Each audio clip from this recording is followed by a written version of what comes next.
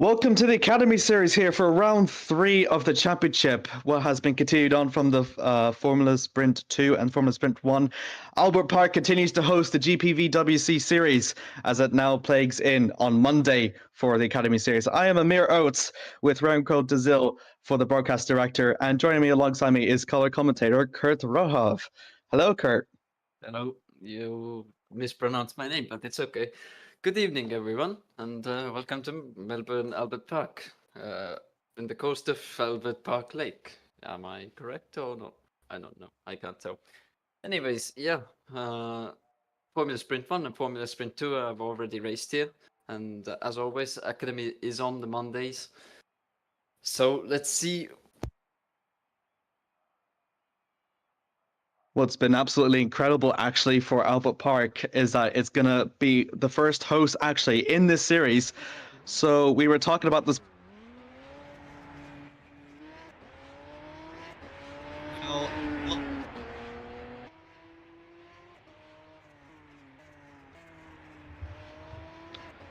Here today, so I'm actually all looking forward to this race, to be honest with you, Kert. It's very exciting because we haven't seen many drivers here tested their street racing skills. It's very different sort of skills that you need to handle compared to back in Kyalami, back in Sakir.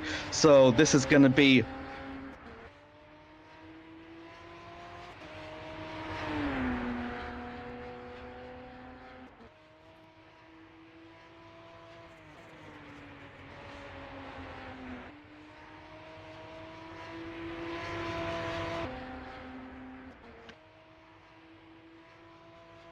So Amir is having some technical difficulties with his microphone, it seems.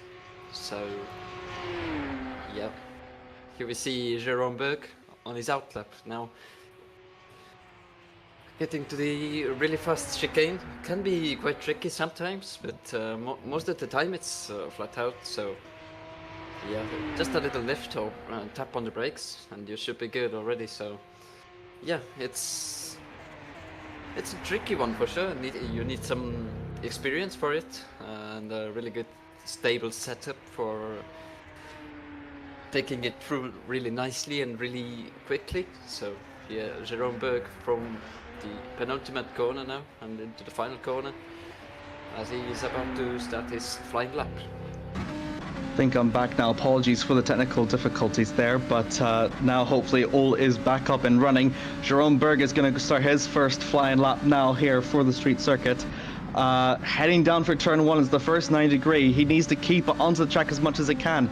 Bit of a problem here because with that understeer, you can easily get off track there from turn 2. It's the first DRS zone. Without the DRS, however, it's just storming as fast as you possibly can. That's another right angle corner here for turn 3, and then just keep it in the middle over for turn 4 to, you know, just clip a bit of that curb as much as you can here through 5 of Whiteford. They go, still trying to use a bit of that curb.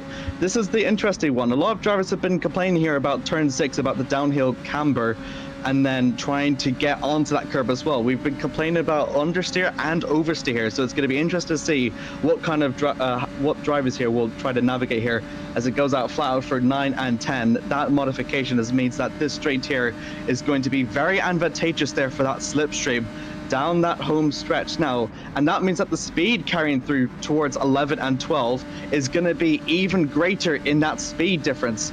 They need to be very careful, especially on turns 12. Saw it before in Kyalami with the sausage curbs. You need to avoid those sausage curbs as much as you can because they easily unsettle the car. Down for turn. As Amir is still fighting with his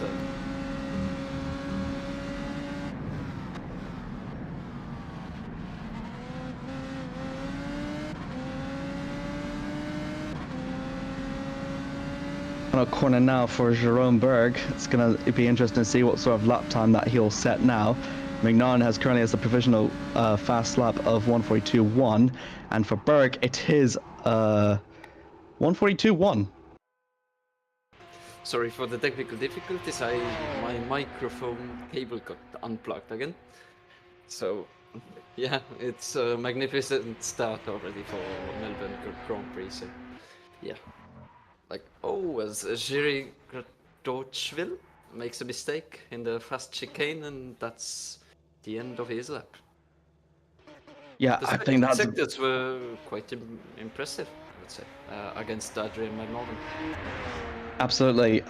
For my mic cut off, not sure if it was mentioned it before, but turn 11, 12 is going to be a very big talking point here from this race, because it's going to be about how much curb that you can use out there, because it's got a very good exit there between for 12 and 13. But the problem is, if you take that too much curb, or if you take that too much grass on the outside coming out of turn 12, it can easily unsettle the car, and then you have exactly what happened to Crackerville, and easily spun. No, I pronounced that wrong. But Lorenzo Turri has done really fast. In fact, 2 purple sectors now, set blistering fast times during the practice. Now it's definitely going to be a benchmark time. He's going to settle in as he's going to go across the line. Burnout is the provisional pole. What can he muster? He can muster one.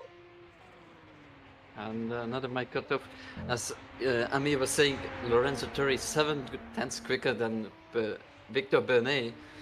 So a magnificent lap from him. Just the car seems to be so on rails.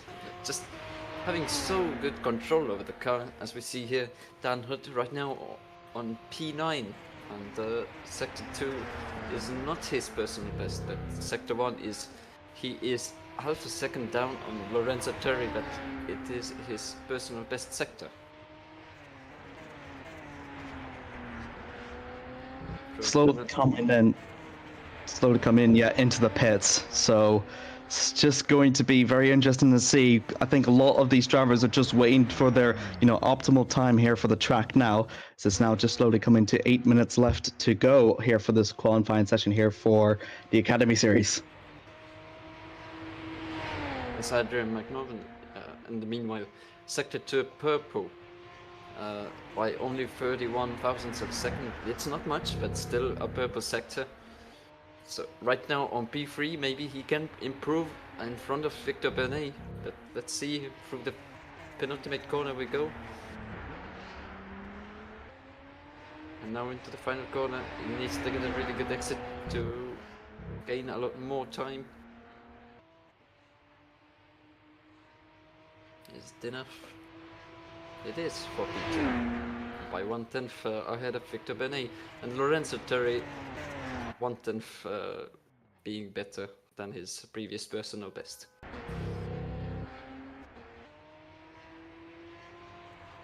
Now on with David Granville. Now is coming out from that final few corners. Now it's just the remaining 2 corners now left to go. Out of turn 15. Going to be keep his foot down to the floor as much as he can through turn 16 now. So going to be interested to see what the Englishman can muster. Getting out through the home stretch now. It is an improvement. Gets himself up until 11th. And that would be very optimal for him for that mid-pack. The interesting thing is with Kyalami is that we've always seen very furious mid-pack battles out from the South African Grand Prix last time round here. And that was to, get that good position, and it also put them in a really good strategic advantage for the sprint race. Yeah, in KLME for sure we saw a lot of action, a lot of position fights. So yeah, for sure it was really exciting to commentate KLME. I think Albert Park won't disappoint us either, as here we don't have really much overtaking possibilities, but still a really quick track, really flowing, and still some opportunities to overtake for sure. As Victor Bernet goes to P2 again, takes it back from Adrian McNaughton by 0.3 of a second. Yeah, really impressive there from Victor, the Spaniard, making his debut here for the Academy Series now for this season, as now Giovanni Santoro is coming out from the 3rd sector now. He's currently 6th. It's a very good position now from him.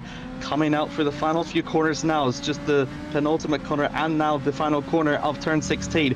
It's the final line on turn 16 that's very crucial, I must say, because it's that speed down the straight that these drivers are going to go. And yeah, it's a very big improvement there for Giovanni, up into 2nd now, and is only 0.3 away from pole, but he's in a really good position. Yeah, now he takes P2. from those two, Adrian McNorman and Victor Bernet. And he went in front of Victor Bernet by 11 thousandths of a second, which is a really tight gap, I would say. As here, David Yunt right now on P13. Sector 1, he was quarter of a second slower than Lorenzo Turri, and Sector 2, 2/10 slower. If he continues this pace, he would be P4 if I'm not wrong. So let's see. He's the only driver that's actually won a race here in this season so far, and he's going to go ahead across the line. It is a good improvement for him. He goes ahead and gets himself up into provisional 4th.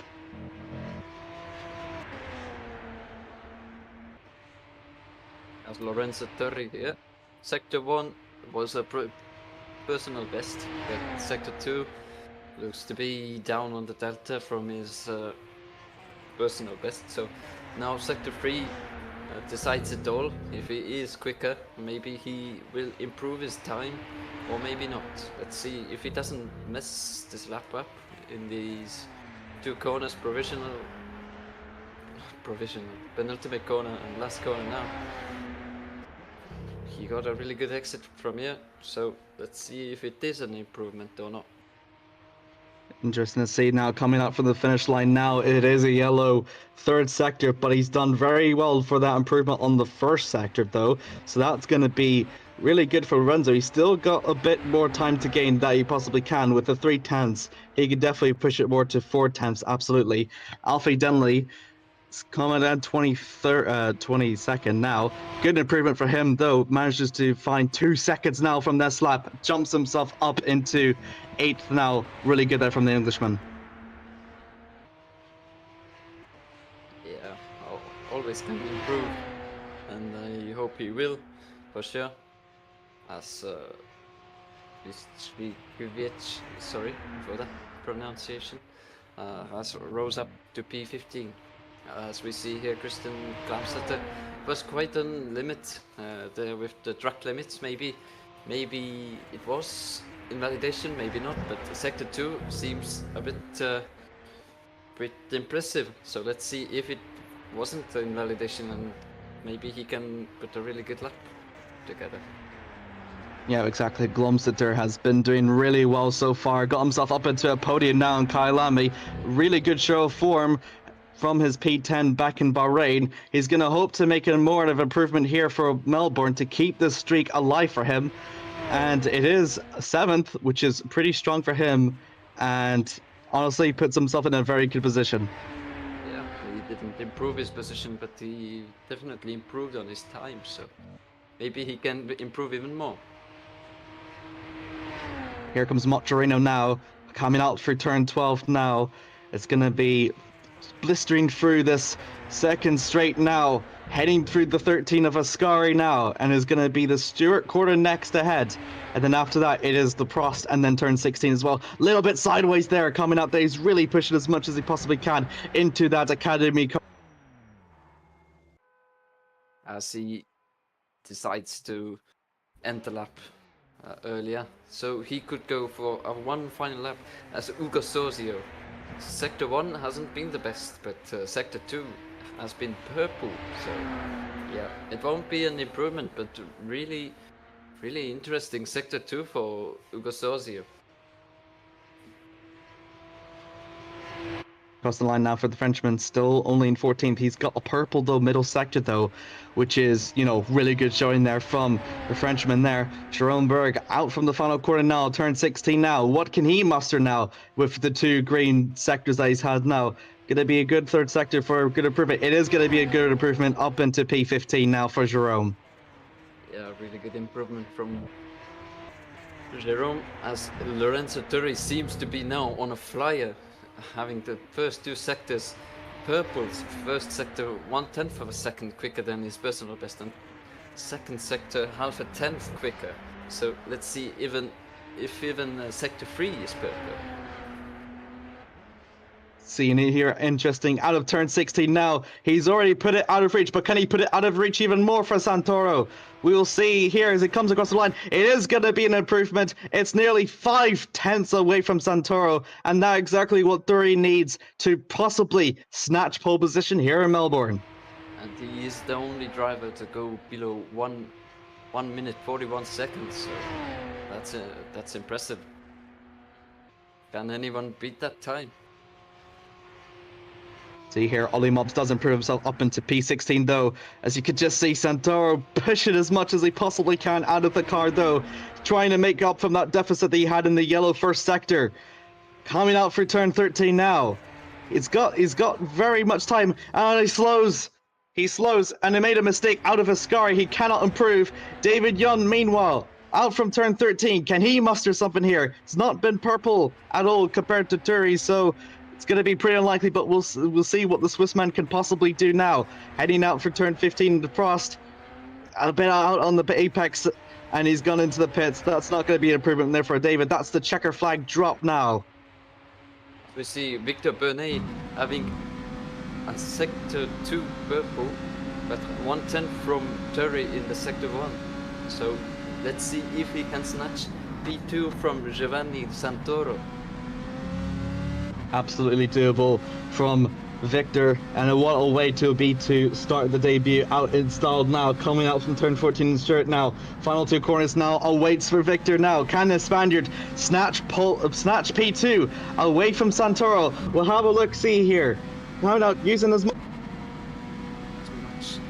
Track as possible. Is it possible to snatch P2? No, it's barely not enough. 11 thousandths of a second separate Bernay and Santoro. It's really close from them both. But yeah, tight. David Granville, meanwhile, is currently at P12 at the minute. Purple though, middle sector, so he can probably potentially muster something here. Going out through turn 15 of Prost now, flat out on turn 16 now. Any last gas positions made for the Englishman? It's going to go across the line now. And P9. It is going to be an improvement up into P9.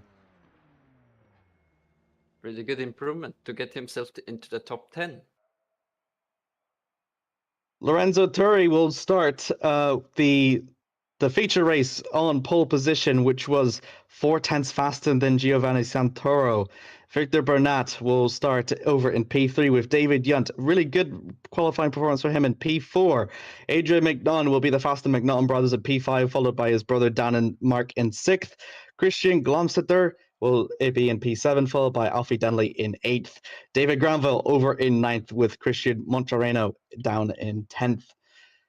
The rest of the other half, however, Lucas Harba over in 11th, followed by Dan Hutt, the Dutchman over in 12th, Jiri Kratorville in 13th, followed by Martin Reitberg in 14th, Hugo Sorizo 15th, with Ollie Mobs in 16th, Jerome Berg over in 17th, with Callum McManus, Scotsman in 18th, Andrew Smith in 19th, with Kasper Flitzkevitz in 20th for the Polish, and then after that, I believe we have with Adrian Senior for the other Englishman in 21st, followed by fellow countryman Capriot of Alex Hallows in 22nd, Mark Anthony Rasanagam in 23rd, followed by Lorenzo Ejevitz Funic at 24th. And that will conclude for the Academy Series qualifying here, and that determines the grid for the feature race. Yeah, qualifying really exciting. Great to see that we have some debut drivers taking the top spots in qualifying. So it's going to be quite interesting races, I would suggest. But yeah, absolutely. Absolutely. I'm actually genuinely so excited for this. It's been the first time here the Academy Series is going to be hosting the feature race. So, well, actually going to be hosting the street circuit, my apologies. So that means that it's going to be a lot here at stake now. We've talked about the natures of between a street circuit and a permanent circuit before. And, you know, in the case of Melbourne, whenever you've got like such a tight turn one, it's one of the tightest turn ones that we've actually, you know, more or less hosted because it's high speed and then you just come in and it's just a, you know, it's a notorious like right-hander, but it's also followed by turn two. So it's going to be interesting to see if there's going to be people might possibly be caught off from it.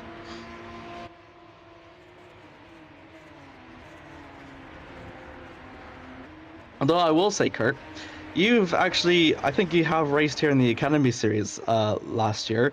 So, given that you have raced here in these sort of similar cars, what can we expect from the drivers here for this sort of race? And what would you say?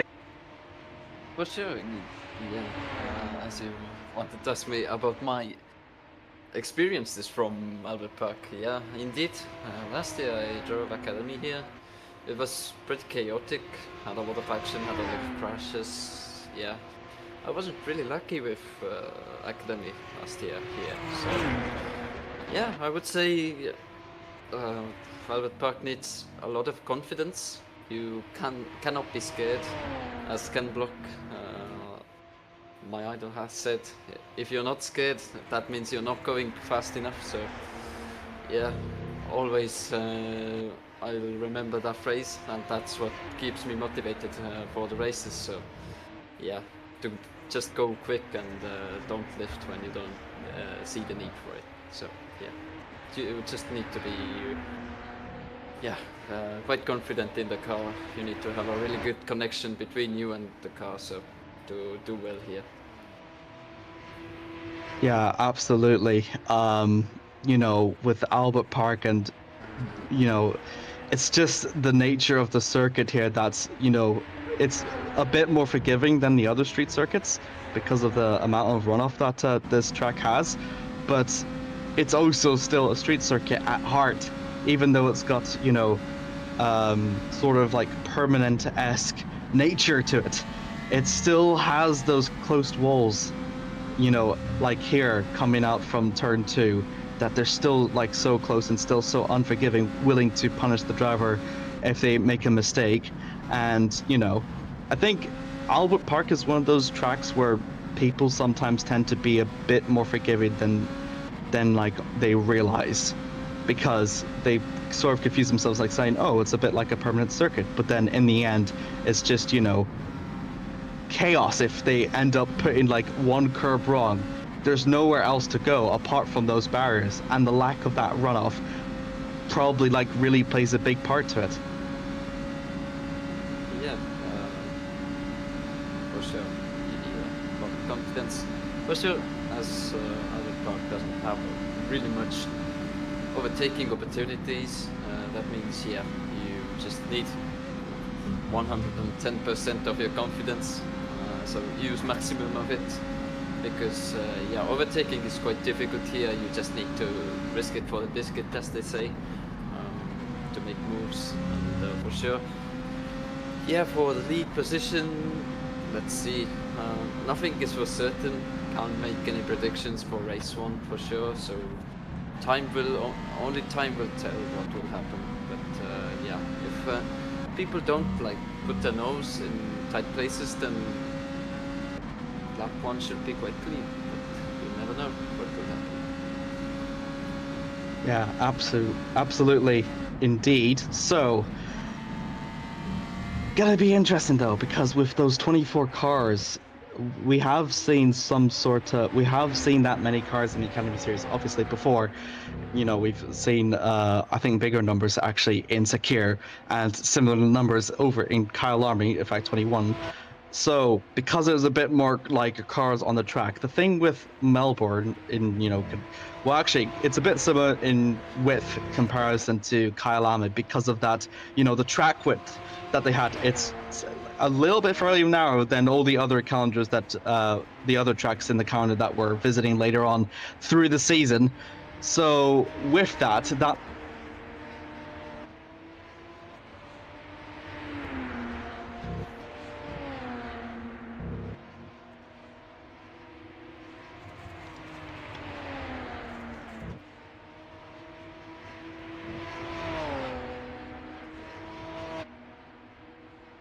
Amir, are you having some technical difficulties again? I guess so. As we see here, Christian Klamsetter. Yeah, seems like Amir is doing an PC reboot as we speak, as his mic was cutting off quite much. So yeah, as I was saying, Christian Klamsetter here, currently P1 in this warm-up session by almost 2/10 ahead of Lorenzo Turri with a time 1:41.5. So yeah, probably right now in this warm-up session they are trying race runs and seeing how the car feels in dirty air. They want to test like these final things, but they cannot make changes to the setup as we have Park Fairlane rules, so you can only change the front wing if needed.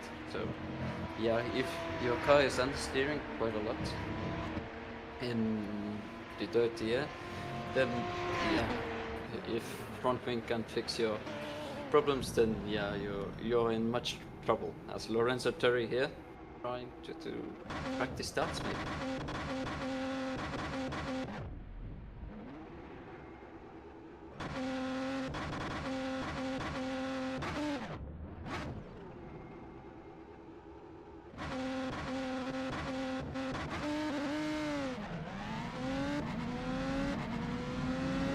Bird timed charm.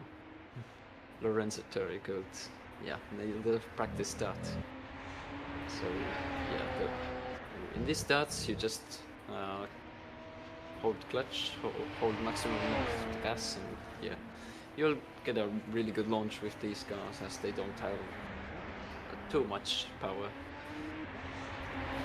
Yeah, excluding the FS1, SL2, SL1, Formula Sprint 1, Super Lights and Super League, which have 2 times the power as these academy cars. So yeah, with those cars, the starts can be quite difficult, I must say. So yeah, I have some experience with the more powerful cars as well. So yeah, I can tell that it's not easy to manage the tire wear and starts. So yeah, they can be quite difficult sometimes, but yeah, academy cars and FS2 cars are quite easy to handle, as a lot of people of course have been saying that academic cars are understeering quite a lot. So yeah, I haven't tested the car myself, only the alpha build of it.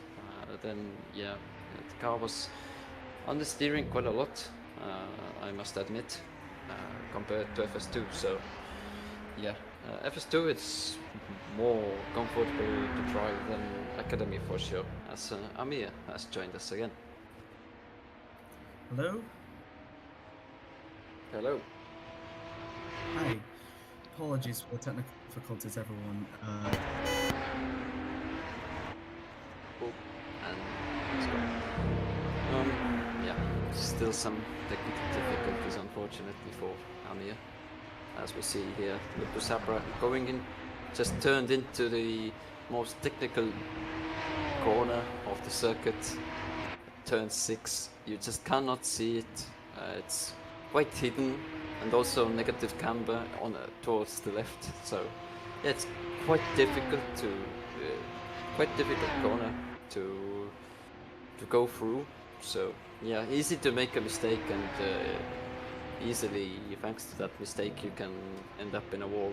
We have the more tires. So yeah, you need to be really careful. You need to keep your focus, and when the car starts to loosen up, then yeah, then you just need to save it, I guess. Let's look to Sabra here. And,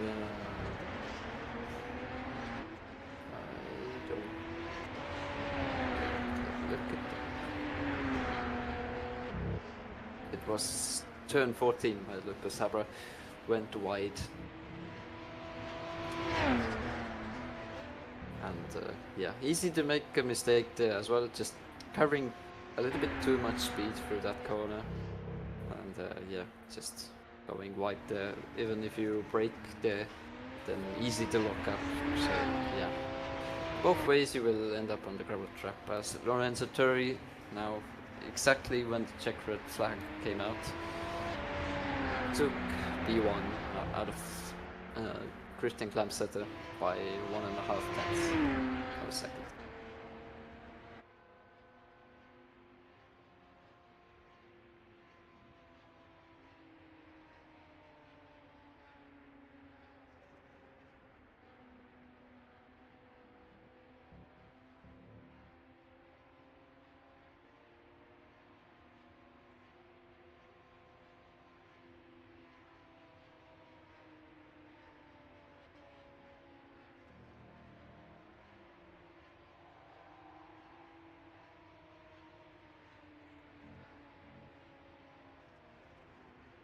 As yeah, 12 laps.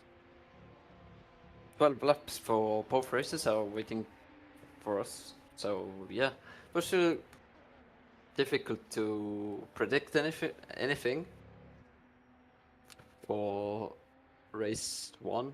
For sure, even for race 2, it's even more difficult to predict anything. Of course, the commentator's curse is quite a powerful thing. So yeah, I really wish no harm for any drivers. So the only time will tell.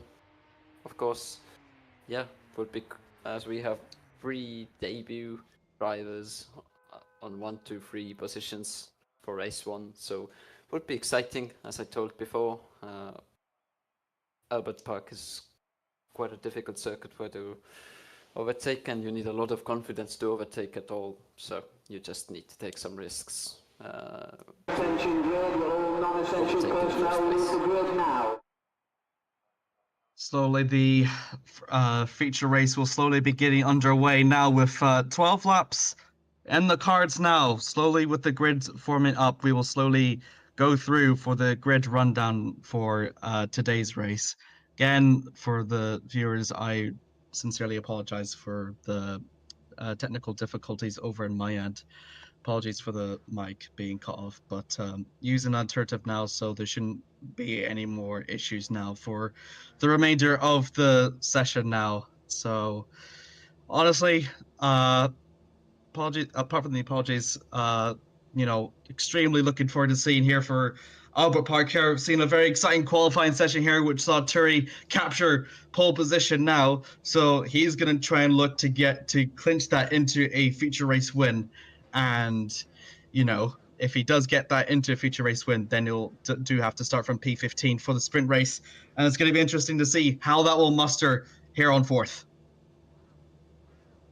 Yeah, as I said before, really difficult to make predictions, and yeah, just need to get your confidence up, and of course it will be really exciting as turn 1 is quite tight, so let's see what time they bring. Lorenzo Turri will start on pole position, followed by Santoro over in 2nd. Victor Barnat for the Spaniard will be in 3rd, over with David Yunt, the Swissman, in 4th.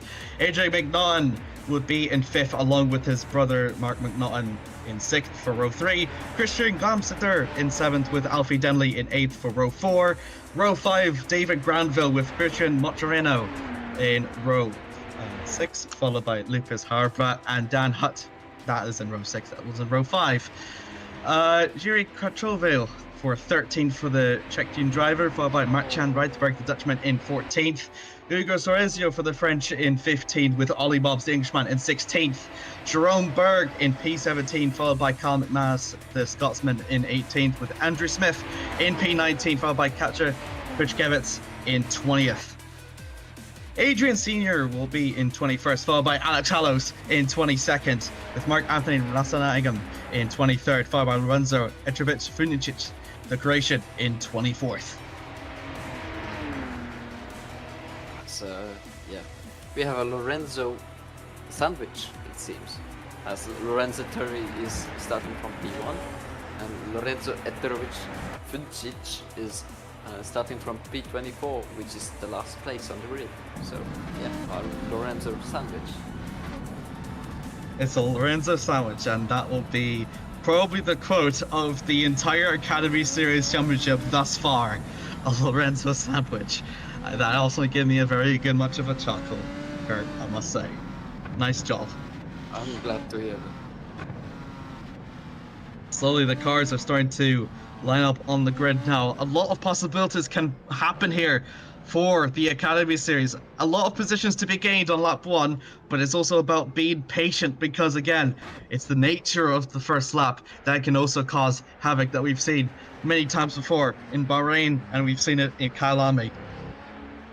As we slowly wait for Lorenzo to be the final one to settle onto his grid position, all 24 cars are going to be slowly getting underway here for round 3 of the Academy Series. 12 laps await us. And Must say, Kert, extremely looking forward. As I said before, slowly be coming into the grid with the 2 lights, the 3 lights, 4 lights, the 5 lights. We're slowly going to get underway in Melbourne. And it's underway here. Lorenzo has a pretty poor start, actually. And that will allow for second place to jump into ahead. Santoro will have the lead now, heading down to turn 1. Turi has dropped 2 positions now. Bernat gets himself up into second. And now it's going to be those 2 in the drag race now, heading for turn 3. It's exactly what Turi didn't need. Bernat's going to make the move now, heading for the outside of turn 3 now on Santoro. But Santoro just about defends it very well and keeps on to that lead. Santoro will lead with Bernat in second. First corner is really clean, so really nice to see that, as Victor Bernat is looking for opportunities to pass Giovanni Santoro, and Victor Bernat a little bit too wide because of the dirty air. It's quite powerful in these cars for sure. As four-way fight for the lead, as P5 and P6, Adrian Manoven and David Granville are fighting for P5. I mean, look at the back there. That's for David Granville now, on with Mark McNaughton now, skinning ahead side by side. That will allow for McNaughton to jump ahead now. Tension draws the front to Victor, and Santoro now gets a bit on the grass, and that's not going to be very advantageous for the run. Still going to try and use a bit of the slipstream now, trying to make the move. He's going to go defensive, makes a very defensive maneuver, moves over again. Bernat counters it and just about just fends off though.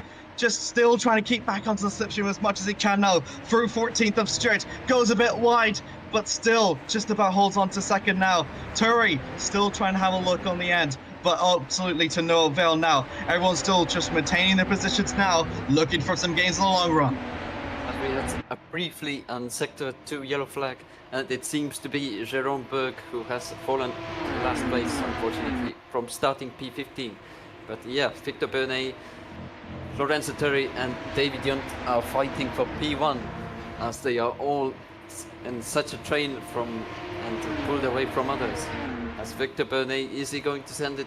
No, he's not. He's way too far and would cause a dangerous situation, as we see Christian Moserino and off in the grass. It's Crutchville. Oh, nice save, but yeah, not the best rejoin. Oh, and there's more carnage. Oh. And that's a really poor rejoin there, collecting Smith in the process. That's going to drop them both down a couple of positions there. Very unfortunate there for Kratovil. And unfortunately for the Czech driver, is going to drop even more positions now. But yeah, that's just really, really like close racing. And unfortunately for that, pretty much a racing incident there coming out from that turn 5, as now it's going to try and see to gain any positions now, trying to make the move now on Smith now as a consolation prize. Does so now to get himself up into 14th. Down in the background, Ollie Mubs will also get himself up into P50. In fact, he'll try to make another move on Kratovil. Now gets the inside line, heading through turn 11. Oh, and he's gone sideways, and he's going to be spinning. Oh, he's in the racing line. That's going to be a lot of damage there. Smith has lost his front wing, but Kratovil, I think he is out with that rear wing, rear wheel lost. Yeah, no way he's limping with 3 wheels into the pits, or maybe easy.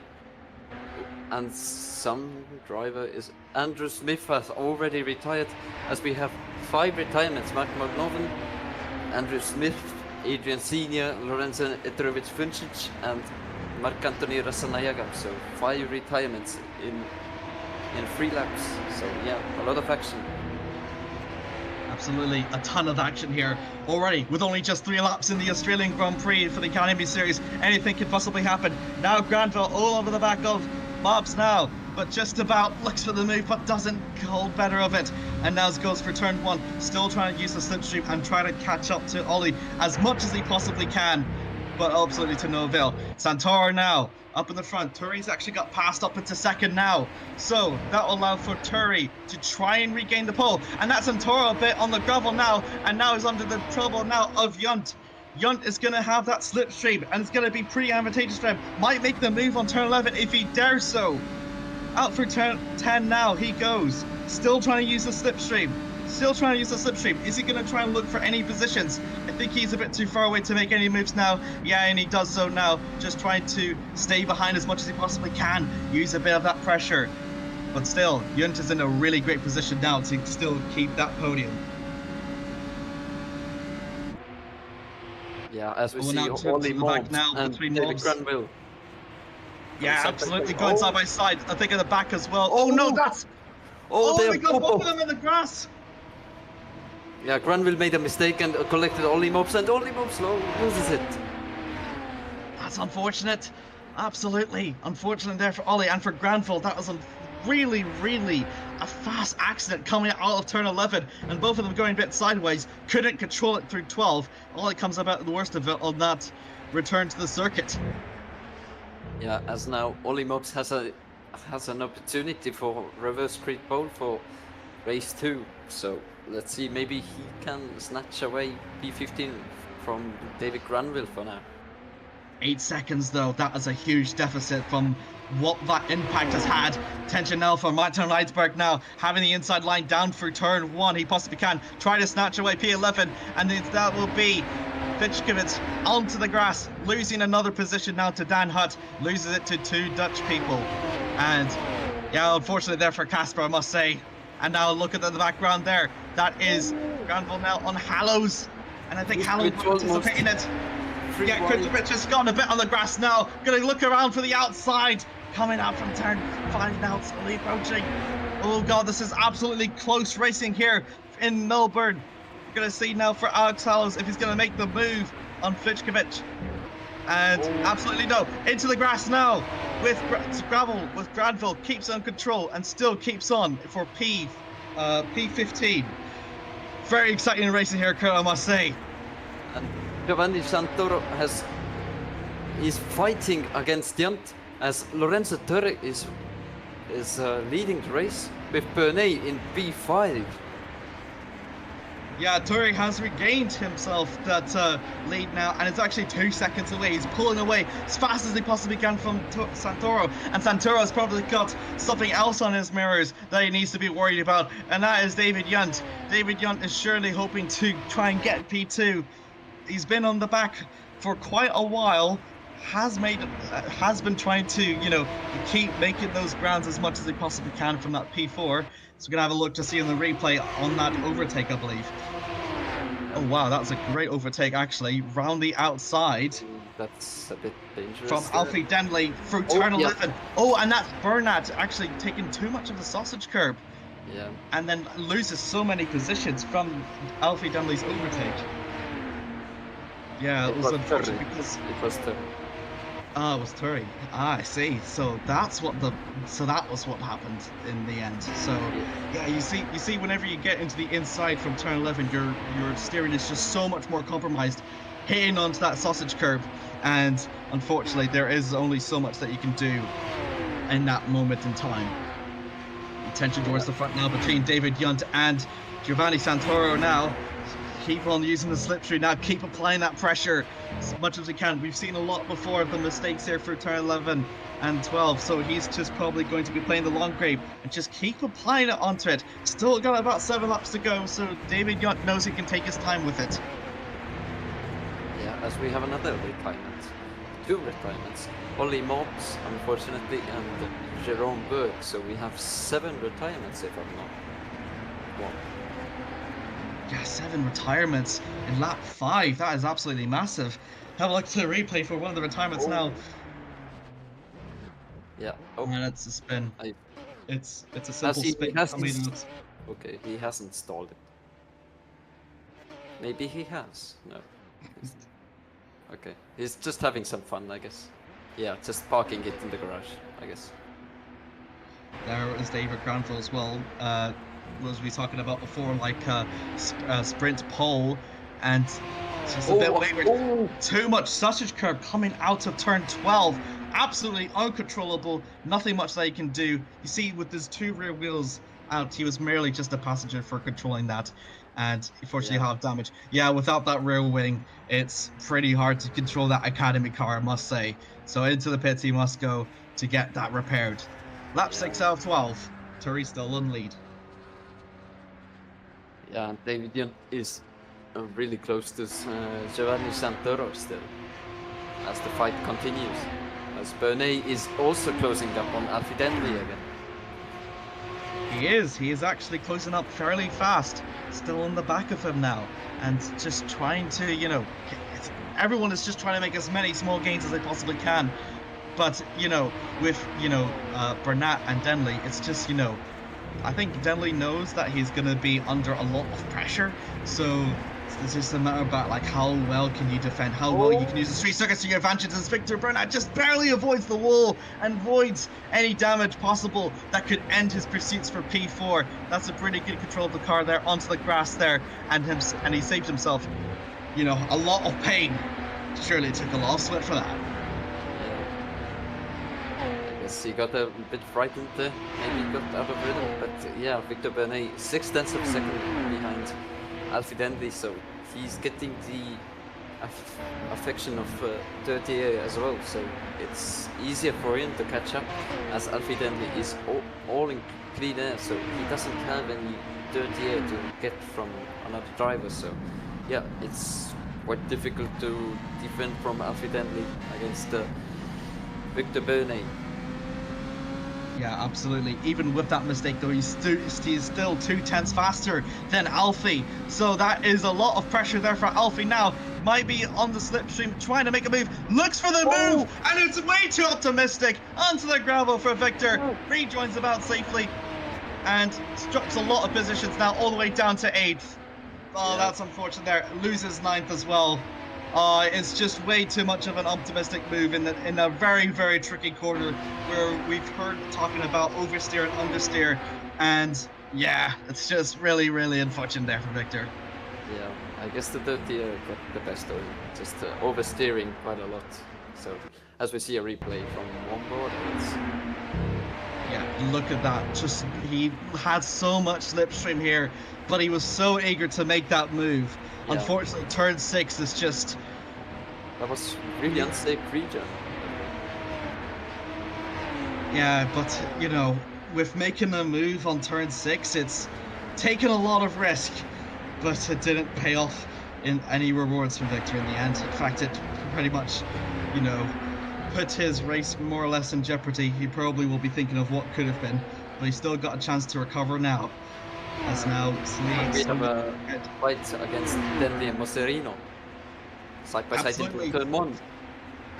Yeah, they do. They go side by side now. Alfie Denley goes a bit onto the gas, hits the pulley afterboard, and almost loses his front wing. And then that will allow for Mochereno to get himself up into 5th. However, Denley, I don't think, is not quite over just yet. Still wants to try and get that 5th place back now, as he's still just trying to use the slipstream as much as he possibly can. But look at that, the other cars that are coming behind him, coming behind, they're going to make that a 4-car battle for P5, and that will be a pretty interesting battle, I must say, to say the least. It's just a matter of Denley if he can make the overtake for 5th place sooner or later to be avoided in such a battle now. Yeah, he knows it now. Look at it, he's going to try and make the move around the outside. And now, with turn 11 slowly waiting, can he make the move before it even happens? Because we've seen it before with the compromise. He has made it work, and that will allow him to get himself up into 5th. And that is absolutely crucial there. Good sideways, actually. Wow, from Mochereno and Glamsitter. And wow, I can't believe they managed to keep that on track. Look at Victor Bernay. Bernay's got himself up into 7th now and loses out. Glamsitter loses out from 7th over because of that little bit of a mistake. Compromised on his run. But Bernat up into 7th. Yeah, really much action, and also really fantastic to see. Really nice scenery from Moserino and Glamsitter, both sideways through 11 and 12. That's, yeah. Wow. Didn't Wow, expect 3 something laps. like that. Absolutely, I can't believe it either. Only 3 laps left to go now in the feature race. Now, still a lot of positions to play for. No position is at all safe because for now we see here for Victor Bernat trying to get up to P6.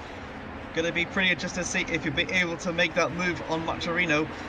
Still gonna be like looking like a 3-car pack here for 5th once again. So I think Alfie Denley pretty much knows about that more or less. It's now here with Victor Bernat here going up through turn 6 now, up through 7, and then around through 8, and it's going to be flat out through 9 and 10. Still using as much of the slipstream as now. You can see from Montreal trying to make a move onto Alfie Denley now. I think he's having a look for it, and no, he's Is he going around the outside?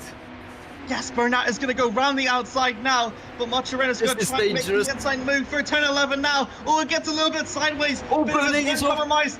Bernat's onto the gravel, but he joins a bit okay, but that will compromise his run, and Glamsitter will reclaim 7th back. This is... wow. Yeah, I can't believe it as well. Brilliant racing, I must say, from all 4 of these drivers, I must say. Giving it their all, not leaving as much as he can. He did get himself onto the gravel just a little bit, but still keeps that car on track. 2 laps left to go. Still they're in the midst of their own battles. Here to play for, here at Melbourne. As Adrian McNorton from P4 is in the pits for some reason. Has he got a penalty? Oh, that's big. That's big. So this means that there's a lot of positions now up now. So they've all upped 1 position. I'm not sure what happened there to McNaughton, I must say. Could say it has been a penalty. Transition between Christian and Danley now. Danley goes a bit defensive now. Holds the apex now through 3 and through 4, and it's a good defending there from Alfie to retain P5. That pushes Glamster just a little bit back though to Victor Bernat. Bernat's got a great run out of turn 5 now. Looking for a move in 6, but knows better of it, just not pushing it just yet. Just keep behind Glamsitter as much as he possibly can now. Maybe might make for a move on 11 if he's optimistic. Yeah, look at the speed difference, 240 kilometers per hour against 230 against Christian Glamsitter, but seems to be too far for making the move into 12. As Glamsitter makes a mistake, took too much of the sausage curve, and Victor Bernat now should be clearly ahead of Christian Glamsitter going into turn 13 in Tascari. Side by side now, and that will allow for Victor Bernat to make that inside move. Oh. And that's someone, I think that's what must be a lap car. Victor Bernat now gets himself up into 6th after that Glamsitter mistake of taking that too much curb. And that will allow for Victor to capitalize. Oh, he's got a little bit slow for turn 15. Glamsitter almost collided in the back of Victor, but he'll now, will that mean that Victor's now under pressure from Glamsitter? Might make the move for turn 1. Right on board now with him now. Trying to use the slipstream as much as he possibly can now. He's gonna trying to make the inside move down for turn 1. Goes defensive. Victor will go defensive through turn 1. And just holds it in now for 6th still. So still, with all that defending that these 2 are doing, Alfie Denley is pulling away and will probably more than likely hold on to 5th. He's really enjoying this. As now with Victor Bernat defensive now for the inside line on turn 3 through 4. And he's still just about, Victor Bernat still just about holds it in. Yeah, amazing racing. It's breathtaking, seriously. I need to catch my breath now. So, yeah, talking so much we have catching a breath, so... yeah, I can finally breathe. I'm happy. Yeah, absolutely. Now everything is starting to just slow down a little bit though. But Glamsitter still on the back of Bernat. He's still trying to make that move onto him and try to hold on to 6th place now. So they go through 11 and 12. Still just trying to keep that pressure onto him as much as he possibly can. Got a better run onto it. Little bit of grass, but he's still going to be fine. Using the slipstream now from what is the 2nd DRS now. Is he not going to try and make a move for Ascari just yet? Think he might actually wait until the final lap to make a move. And actually, without all this attacking now, not making any moves, and without Bernat going defensive, that has allowed for Bernat actually to catch up to Denley. as Christian Klamsetter, has he got a penalty? He turned Attention into towards the the- pits. I think we got attention towards the front now. I think this is going to be an interesting overtake now between really going Alfie for it? and Bernat. Bernat makes a move, but almost thinks better of it, and just about fends off now for the final lap. Now, here we go. Going to be using the slipstream now between Bernat and Denley. Now, it's going to try and. Bernat's going to try and go the outside, but doesn't get Denley's it. wide. Someone's gone wide. There goes collision, and now left for Denley to lose it out down to 6th. And that It's a back marker. Bernat up to 5th. Oh! Oh! And Alfie Oh, Denley's he's on. got collided. And Alfie Denley's stuck in another car. Yeah, and that- Chaos. yeah, absolute chaos. He's lost 2 positions now from the back marker, and we'll have to see how this will turn out later for the sprint race later on. Back onto the front now with Lorenzo Duri. Having started in pole position, he lost that first place in the first corner, and then he lost second as well in the third corner as well. But he's done well to recover, and now with a 3-second now lead, he's going to come out for the final 2 corners in what is going to be an absolutely demanding feature race win for Lorenzo Duri. Out for the final corner, and he will be an absolutely happy Italian to win the feature race here for the On his GPVWC Academy. On his debut as well. Very impressive there from Lorenzo Duri. And Giovanni Santoro will finish over in second, with David Yunt in third. Christian Montenero will slowly get across the line to finish over in fourth, followed by Victor Bernat with an exciting battle with Alfie Denley. Would surely be extremely happy with P5. Adrian McNaughton, after with the pit stops, would finish over in 7th after Hugo Sorenzo in 6th. Alfie Denley is going to slowly cross the line over in 8th, with Christian Gramsitter in 9th, with Harba in 10th, and Dan Hutt in 11th. Alex Hollows would also finish in 12th, and then Martin Reitberg on with him now, coming up for the final few corners. The Dutchman will go ahead and finish in P13. Pretty good race from him, with Kyle McManus finishing in P14. That will be it of the lead runners, with Fichkevich 1 lap down for P15, with David Granville in 16th, and Adrian Senior in 17th. And that completes the list of finishers here for the Academy Series in the feature race. Yeah, this race was really breathtaking, as we still see Kyle McManus just going through these final last corners to cross the line in P14. And reverse grid, he'll be P2 for race 2. And yeah, race 2. If this race 1 was already breathtaking, then yeah, at the end of race 2 we'll both be dead. So we have oxygen, so yeah, let's see what happens there. Oh, as Kyle McManus is enjoying life, I guess. Lorenzo Duri, as we mentioned before, wins in the feature race, so he's going to start from P15 over in the next race, in the sprint race, with Giovanni Santoro over in P2 for he will start in P14. David Yunt with another podium into his Academy Series run in 3rd, with Christian Montenero in 4th, Victor Bernat in 5th, Ugo Cerezo in 6th, Adrian McNaughton in 7th, Alfie Denley in 8th, with Christian Glamsitter 9th, and Lupus Harba with rounding up the top 10. After him, Dan Hutt in 11th, with Alex Hollows over in 12th. Martin Rydberg in 13th, followed by Carl McManus in 14th. Kasper Flitzkevitz in 15th. He's going to be the pole sitter for the sprint race later on. David Granville in 16th, followed by Adrian Senior in 17th. The people that did not finish with Ollie Mobbs, Jerome Berg, Mark McNaughton. And then after those, it is Yuri Kratchovil, Andrew Smith, Lorenzo Etrovich Funich, and Mark Anthony Rasanainen. Wow. Yeah.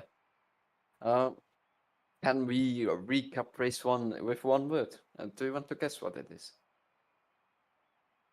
You know, it's absolutely incredible for what we've seen here for the for the first race here. Like, not at all here. It's very abnormal here in the Academy Series to have such high-paced action here on the feature race, because everyone in qualifying is more or less arranged based on how fast they are.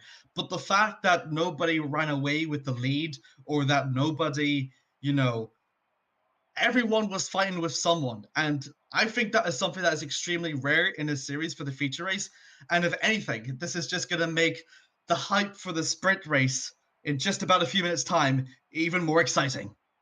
Yep, as we take a free briefer before race 2. We'll be right back.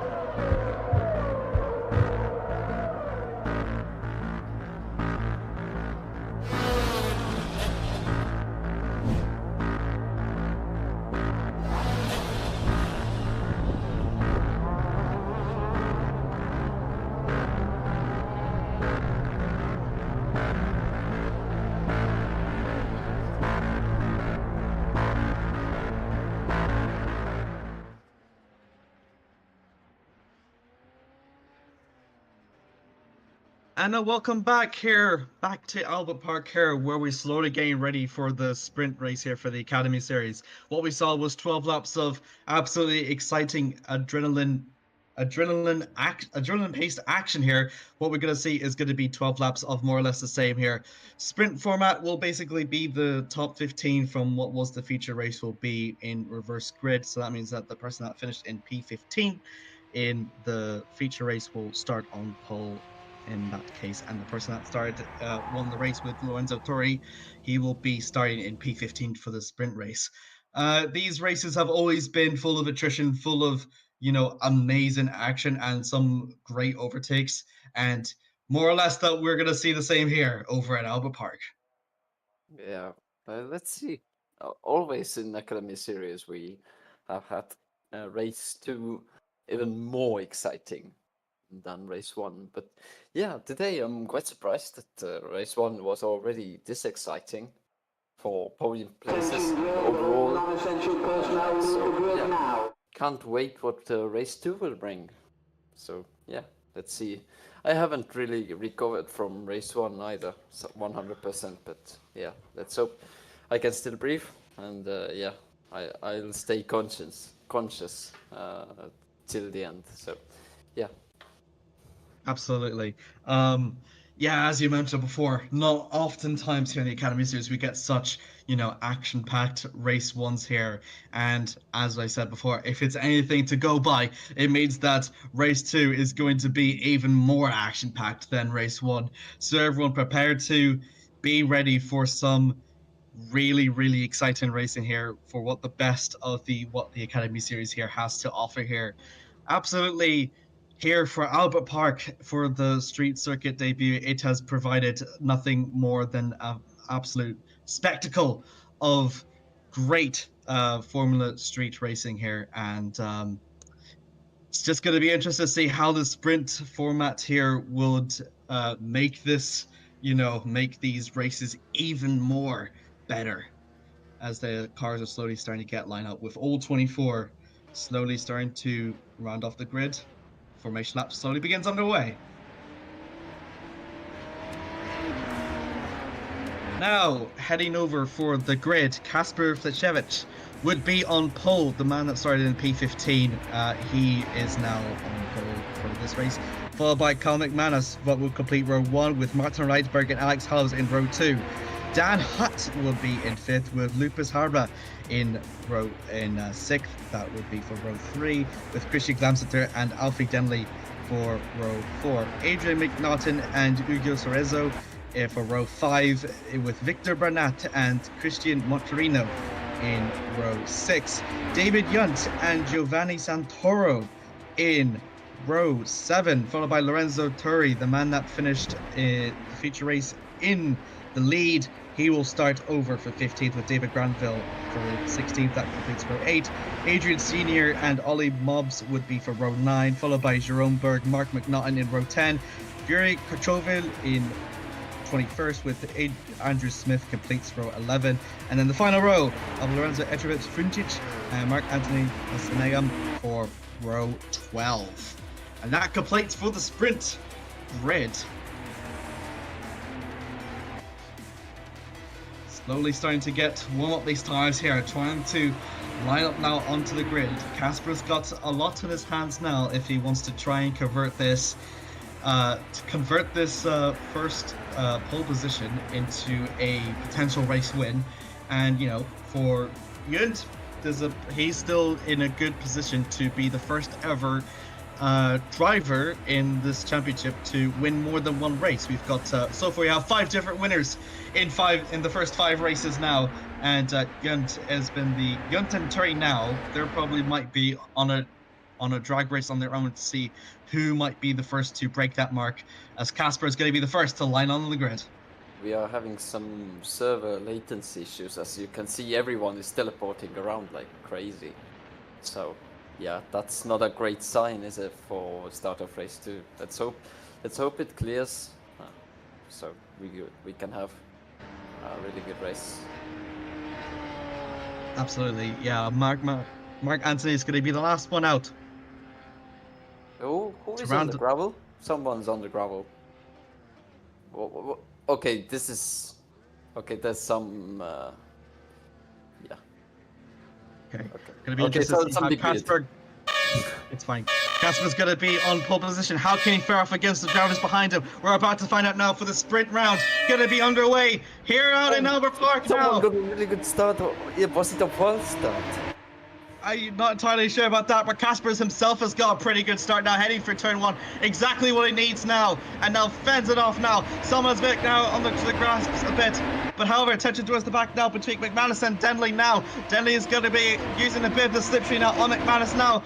Down on the outside, heading through turn 3 he goes, and that will allow him to get himself up into P2 a little bit sideways, but still just about clutches onto P2. It seems like Alfie Denley got the great start, or did he get a false start? We need to see the replay of that, but really great start if he didn't get a false start. So really nice start indeed. Look And how all the- much he's gained ground on Fletkovic, and now he's going to try a little bit of the curb onto a tire wear a bit onto him now, and around through inside now, coming through the outside now, and now himself will get himself up into first place for Alfie Denley. No, it's not. Still going to be going side by side. 3 wide in the back between Hot Manus and Alfie Denley makes a Hamra. Oh, mistake. Alfie Denley's gone off. He's gone off, and he's going to retread safely a bit. I think he has. And Yeah, I this believe he someone has. had spun in the background. Denley's got a penalty. That was a false start, so he has jumped the start. So that means that his lead's going to be null and void now. Habra now. Fletkovic has now gotten a lifetime because of Denley going off now. But now he's now under pressure from Habra and Hutt, who used to go 3 wide now. Actually, Habra has got himself up into the lead. Yeah, he's overtaken. Fletkovic has made a Wait, where mistake. Oh yeah, he's made a mistake. He's off. He's retired. This is And now look, drama. Dan and Habra now. 2 of the Dutchmen now going to be going side by side now, heading through turn 1 now. Habra will have the outside line. A bit of a wiggle there from Hutt, but still keeps it on car control. And now Habra keeps on to the lead. My word, this is exciting, and it's only still just lap 2 out of 12 now. Victor Bernat now. Great gainer now, heading out for another potential gain position for not Bernat giving up. onto Hallows. And Hallows about fends off. Coming out from turn 4 through 5. And he defends it as much as he possibly can now from Victor. As now turn 6 slowly awaits for him. As now he's just going to be patient and just hold on now. First lap. Oh my god. Wow.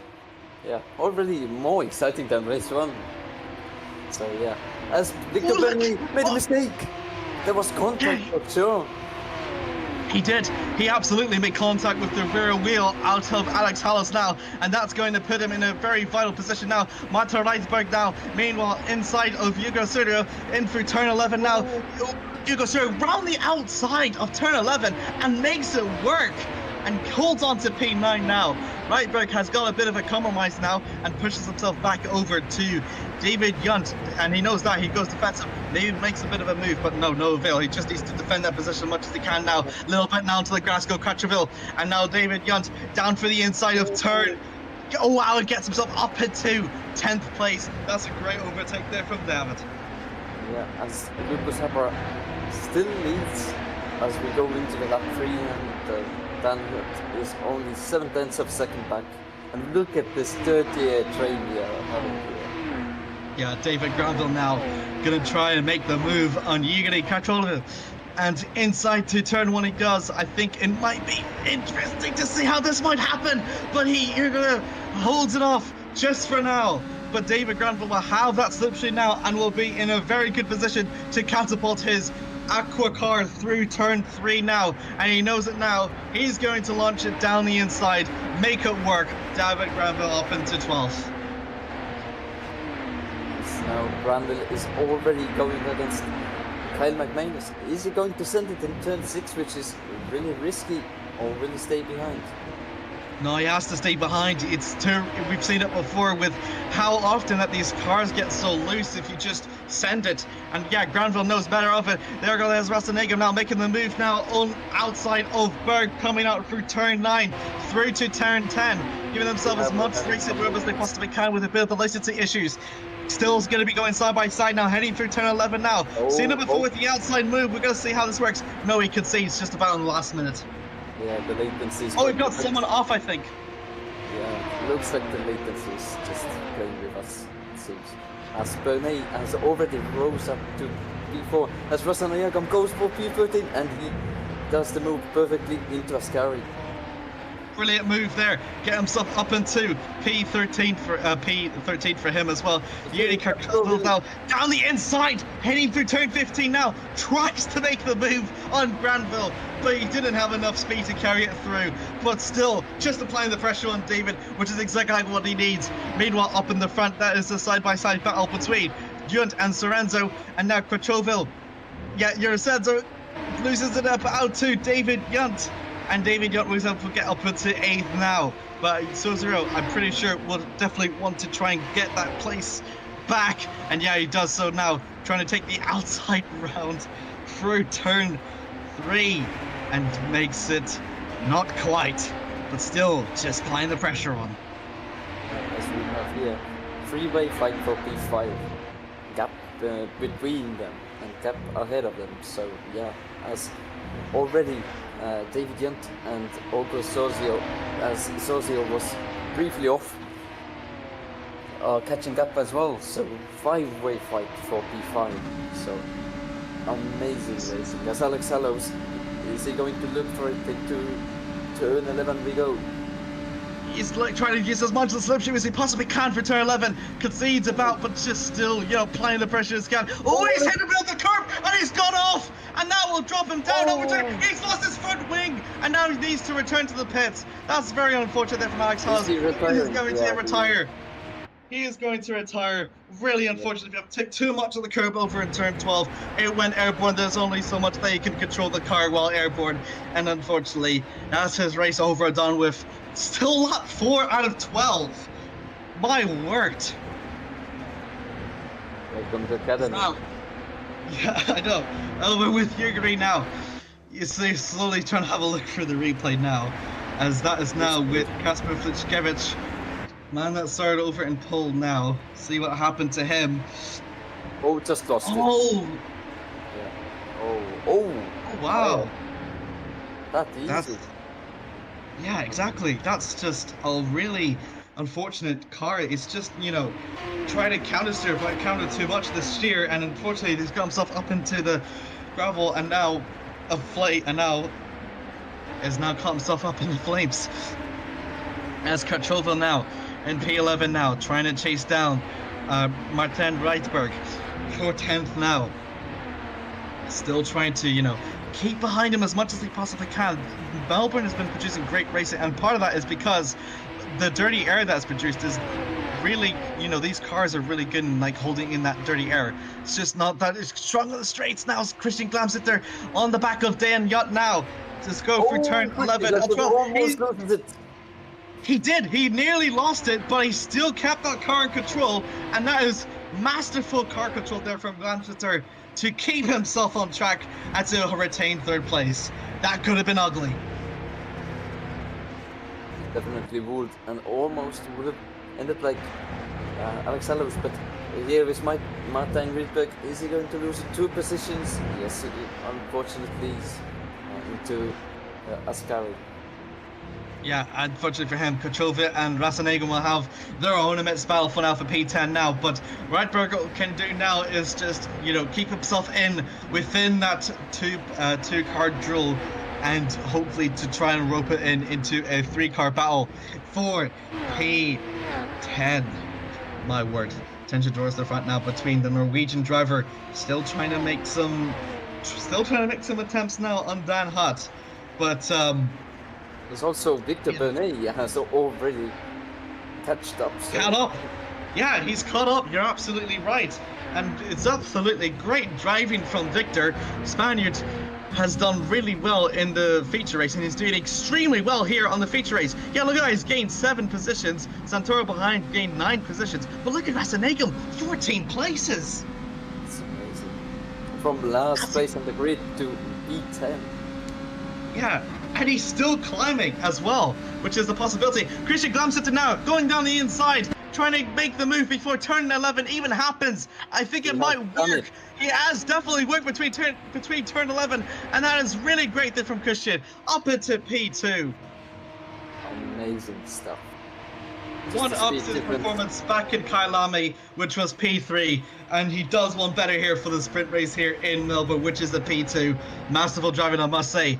Tension was back between right to back. He's lost position over to Lorenzo Turi, actually.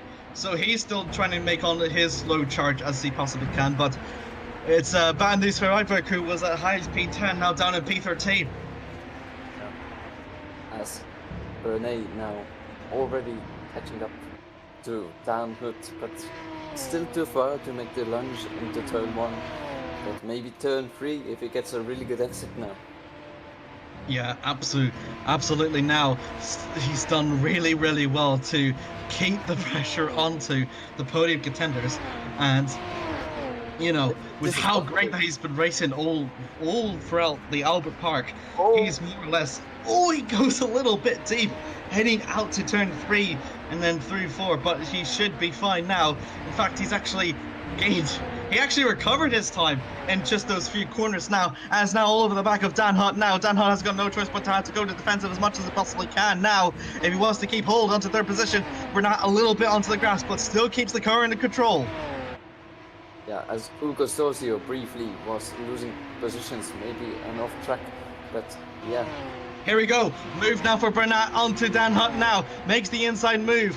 On through turn 10 now. He's going to try make it before turn 11 even happens. Dan Hutt's not going to retaliate now. Now allowed for Victor Bernat to get himself up into third. Great overtake there from Victor. Exactly what he needs on turn his podium charge. Now Victor Bernat has Plina to catch up to Christian Klamstedt. As we see, Kyle Manus, something has happened to him. Has just gave up, I guess.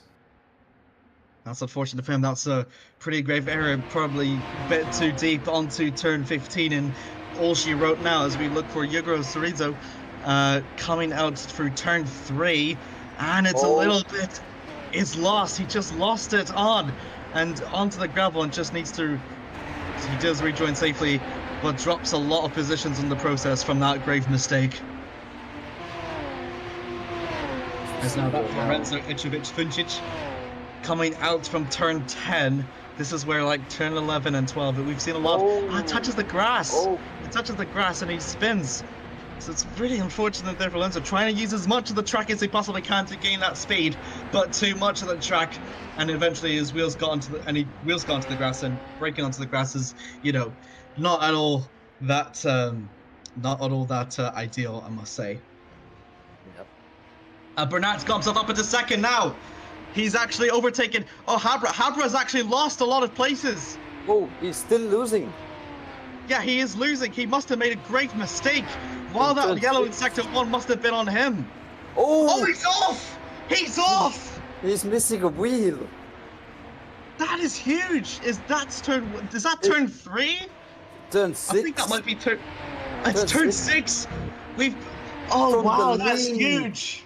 From the lead.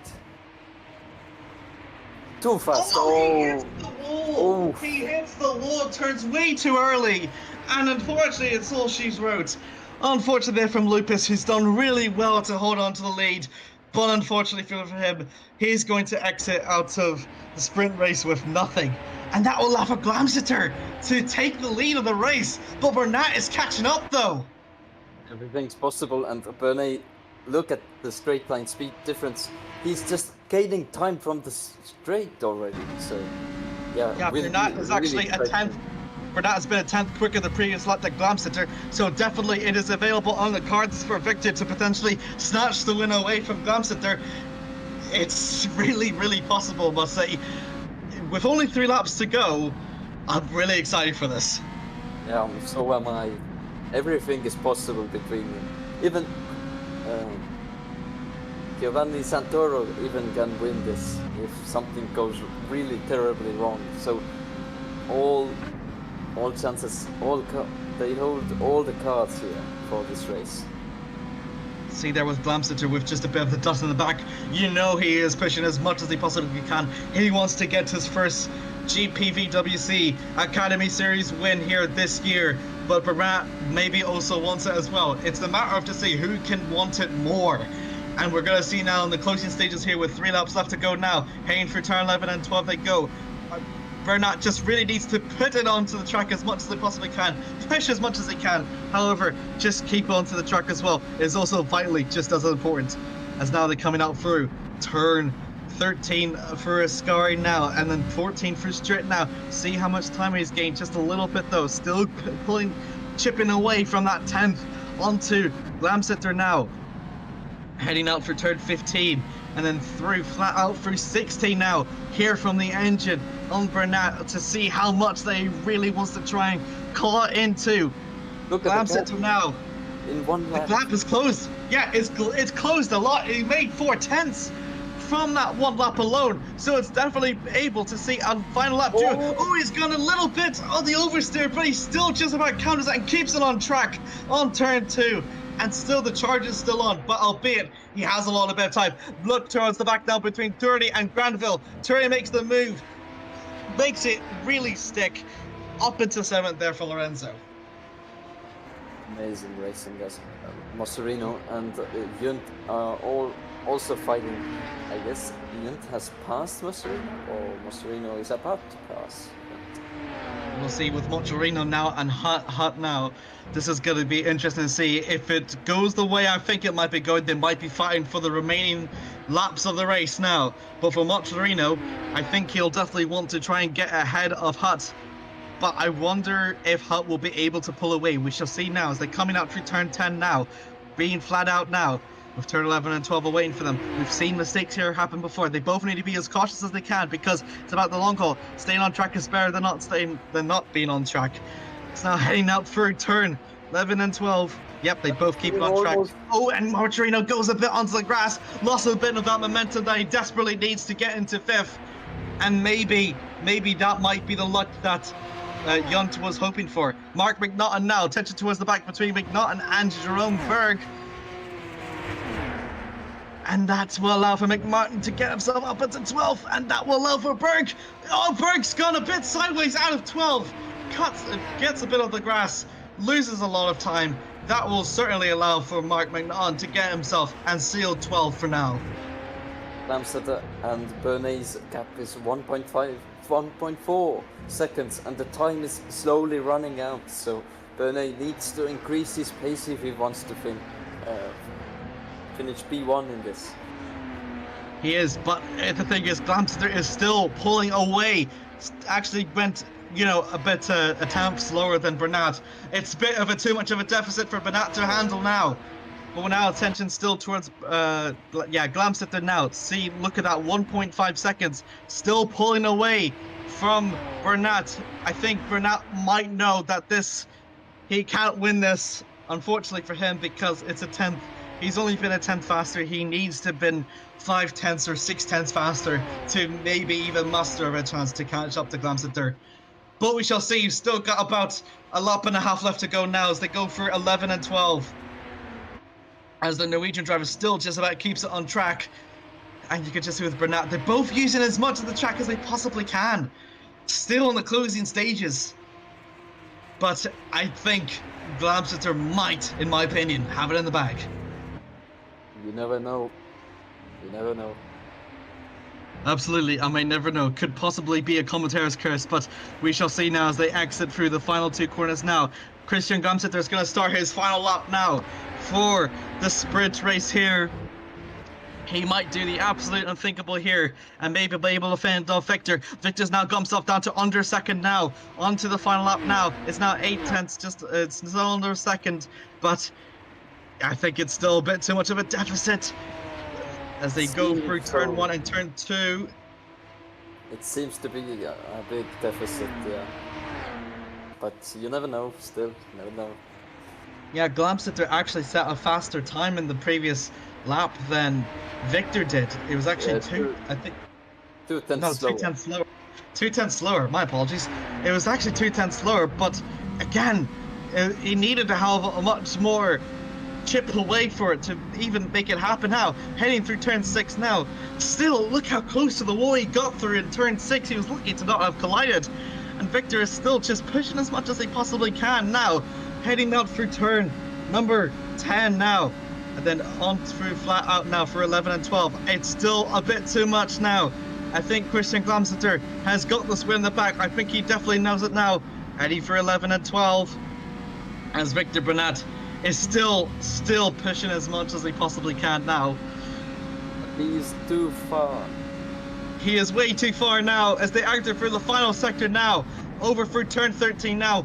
Glamseter, absolutely, really phenomenal driving from him. He's done amazing attacks, great overtakes, kept himself clean, unsafe. Bernat has been desperate, but there's nothing much that he can do now as Christian Glamseter exits for the final corner now, and the Norwegian will score his first win in the Academy Series. It's going to be a sprint race format. It's going to be a sprint race win for him here in Melbourne. And Victor Bernat will come to finish in second with Giovanni Santoro running off the podium here for Melbourne. Magnificent race. So much action, so much overtakes. Yeah, well done, Christian Glamseter. Yeah, he defended quite aggressively against Bernay. He saw the gap was getting smaller. He increased his pace. Everything worked out for him. So well done. Yeah, absolutely. Special mentions as well to Rasim Rasenagam with getting himself up into P9, having started in P24th. Incredible. He's done really well for him. Climbed up 15 positions, which is, I think, the most that we have seen for Academy Series so far this season, if I am not mistaken. But the most we have seen this year has been 16, I think. 16, so just about a position short. But honestly, given that it is a street circuit, not very easy to overtake, that's still a win in my books. Christian Glamseter will make it his first win in the Academy Series, followed by Victor Bernat over.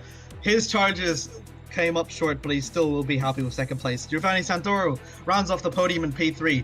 Followed by that is Dan Hutt in P4 with David Yunt in 5th. Christian Mozzarella in 6th with Lorenzo Torre, the pole sitter and the feature race winner, would be okay with 7th, I would reckon. David Granville comes in 8th with, as we mentioned before, Mark Anthony Rasenagam. Great performance for him to finish in 9th. Martin Reitzberg, despite his woes, he claws back up to round off for top 10. After him, Andrew Smith would finish on in P11 with Mark McNaught, highest of the McNaughts in 12th. Jerome Bird will be in P13 with Adrian Senior in 14th. Jerry Krachovo in 15th with Adrian McNaughton in 16th. Lorenzo Etrovic Funic 17th with Ugo Cerezo. In 18th, Lucas Harbra. Yeah, it's from the lead down in 19th. It's really unfortunate for him with Cal McManus, another retirement, down in 20th. With another retirement as well for Alex Hallows, Ollie Mobbs, Alfie Denley, and Kasper Fletchwich. Kasper. I am honestly so out of breath. That was such a high-paced action. That was such high-paced racing, I must say. It's from all my, year races and commentary, I've never ever seen such a high adrenaline event, much like what we've seen here in Albert Park. And I'm honestly just so lucky to have been able to have commentated for this race, and all 24 drivers, I must say, from the first lap, even for the ones that have retired, put on like a really great display of racing here, and it really does show what the GPVWC Academy Series is all about. Yeah, for sure. One of my events that I'll remember now, as we talked about it before broadcast. What was my most rememberable event? So now I would say this, because both races quite out of breath. So yeah, so much action, so much overtakes. Absolutely fabulous racing. Yeah, absolutely. And well, that was it for the Melbourne. That was absolutely incredible here for the street racing, for the street circuit debut here in the Academy Series. It's been providing really exciting racing here somehow even topped what happened previously 2 weeks ago in Kailami, and even back before then over in Bahrain. And no, we haven't completely finished off the broadcast yet, but slowly we'll be able to continue on with even more action on later on. But I think for the meantime, we will slowly get over to the interviews very shortly, with it over shortly. So, over for the interviews. Absolutely, old drivers we were talking about was, really fantastic. So, yeah, I can't wait to see what many of the drivers here would think about here in terms of the, how they felt in terms of the track, because, Kert, you mentioned it before that a lot of people, sometimes might feel a bit claustrophobic with street circuits. I think you might have mentioned it to me previously beforehand, but like it's. Well, I think another amazing thing as well to mention about this race as well is that we didn't really have first lap crashes either. Yeah. Or like first corner, first lap crashes, which It's quite the surprising. GPVWC might have that, but for Melbourne has got all the recipes for that sort of carnage to happen, and the fact that it didn't happen throughout both races, honestly, I'm surprised. Yeah, so am I. Yeah, absolutely. Would you like to start off with the interview process for us, Kert? Yeah. Do you have any preferences of our selection? I'd like you to do the selection first. Mm. One of the new race winners. So we have 6, or how much do we have? Different race winners. 6 now. different race winners. The 6 first races here for the Academy Series have seen 6 different race winners now. So that This means is that this race has interesting. saw 2 more now. So that means that David Yunt, Christian Glamseter, and Lorenzo Turi now add to that, are now from that grid, was what happened here. But as we said before, Turi and Glamseter add on to the accolades of race winners here for the 2025 Academy Series. So which one of them do you want to interview, would you say? So let's go for Lorenzo Terry. Hello, Lorenzo. Hello. Well, congratulations on your race 1 win. For first thing. Well, thank you. Tell us, me and Amir, how was it? A street circuit with really technical corners, really flowy, really speedy, of course really difficult to overtake. How would you like summarize the races for you, and how difficult really was it out there tonight? Well, I've always liked this kind of tracks, first of all. This one, Monaco, Montreal, always done pretty well. And I like the fast flowing nature of Melbourne in particular. I wasn't expecting to be on pole right off the bat, but it was pretty pleasant, but I did a Lando Norris right at the start and lost a couple positions. Luckily, I was able to make them up, and from then on, I just managed the pace, try not to make any mistakes, and I won the race. Really controlled race then, yeah? Yeah, pretty much.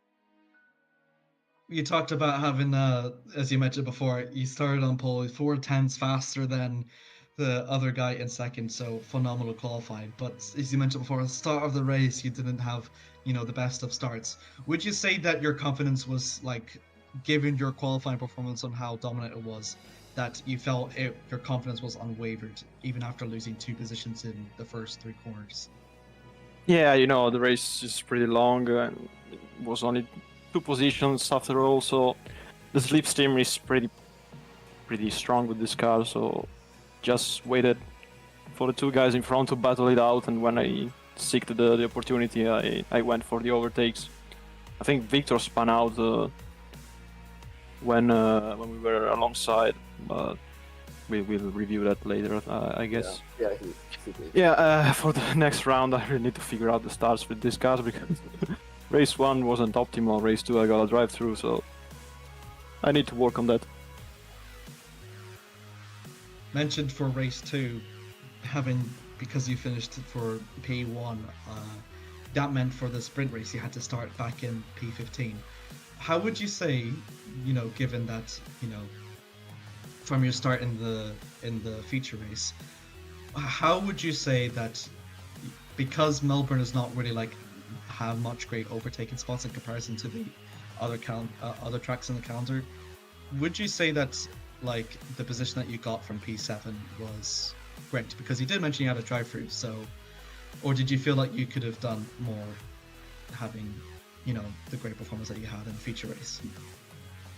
Yeah, considering the pace, I think I had the fastest lap in race 2. I definitely think I could have got at least a top 5, maybe a podium if I was lucky. Yeah, it was it definitely wasn't ideal to get a drive-through, but at the end of the day, I'm pretty satisfied with the comeback. P7 is still nice. My teammate Giovanni got a podium, so that's all good. Looking to the next race over, which will be in about 2 weeks' time over in Turkey, it has characteristics so much more different in comparison to Melbourne. For Melbourne being a street circuit, Istanbul being a permanent facility. How would you say in your opinion that you're faring your chances for Istanbul? I haven't raced that much Istanbul. I mainly know it from the older F1 games, so I think I need a little bit more practice for that round, but if we keep up with this pace, me and my teammates, I think we have a good chance of doing a great showing there as well, hopefully. Absolutely. Massive congratulations on your feature race win, and honestly great comeback from what was against all the odds. You still managed to get yourself up into P7 for the sprint race, and I'm looking forward to having you here very soon. So enjoy it. Thank you. Have a good night, guys. Thank you. You You too. too. So That was now Turkey. your turn. That was the feature race winner. So, yeah, he mentioned it before. Without the drive-through, possibly could have gained even more positions, but as he said before, he'll be very happy with that. And because he'll be very happy with that, that means that you will carry that momentum heading over to the next race over in Istanbul. Absolutely, for sure. So slowly, we're going to introduce our next interviewee. We will have Christian Blamsetter, who won the sprint race.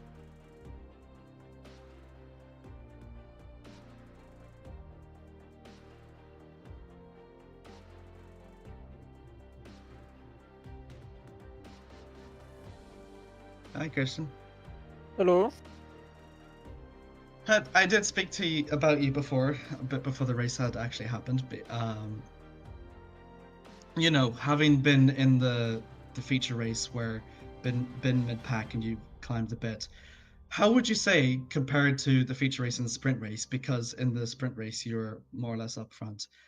How would you say it was hard because you're in the midst of all these battles to keep your nose clean? Because keeping your nose clean ended up being the biggest advantage for you, and that's how you managed to seal your sprint race win.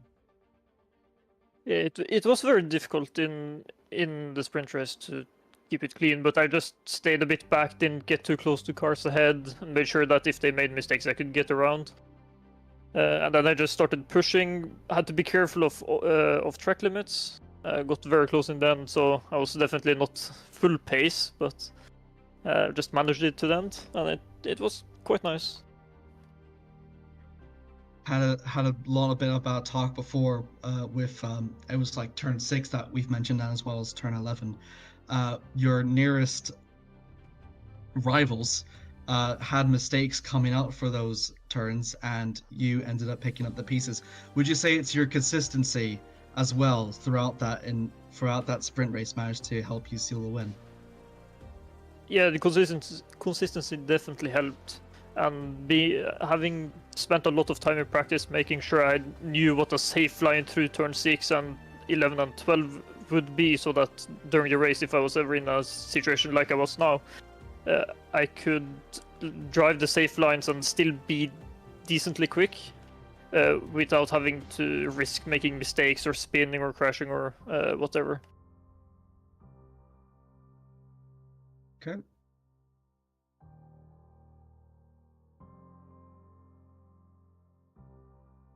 So Yes. having, yeah, do you want to ask any questions? No questions here. Having, so this has been your best performance to date. You started the first race over in Bahrain with 2 P10s. Over in Kyalami, you've been in P5 and then P3, and now here in Melbourne, you've got your Academy Series win. Next round is over going to be in Turkey, so I'm curious, what are your feelings heading into that race in 2 weeks' time? I'm a bit scared. I've never driven at Istanbul in any sim, so it's going to be a completely new experience. I'll have to learn the track from scratch, so it's going to be interesting. I'm definitely surprised that I managed to get the win already. I was expecting to be like halfway through the season before I managed to get my first win, so I'm pleasantly surprised with that. So hopefully Istanbul will be another good race. Absolutely. Congratulations on your first 2025 Academy Series win, Christian. Honestly, thoroughly deserved. Well Thank done. you.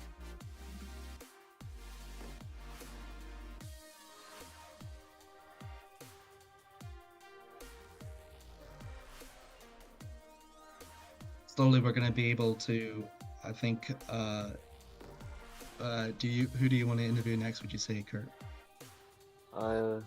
Yeah, I have no preferences. Do you have any? Honestly, I'm quite interested for Alex Hellos, to be honest. Few questions I want to ask from him. Yeah, let's go for it. Oh, hello. Hi, Alex. Hello there. I can hear you loud and clear, by the way. Yeah, I've had some problems, so my apologies for. So yeah, you've been more or less amidst the mid pack, coming off from both the races in Melbourne. I'm curious because of so much action that we've seen. What was it like being amidst of all those battles in the feature race?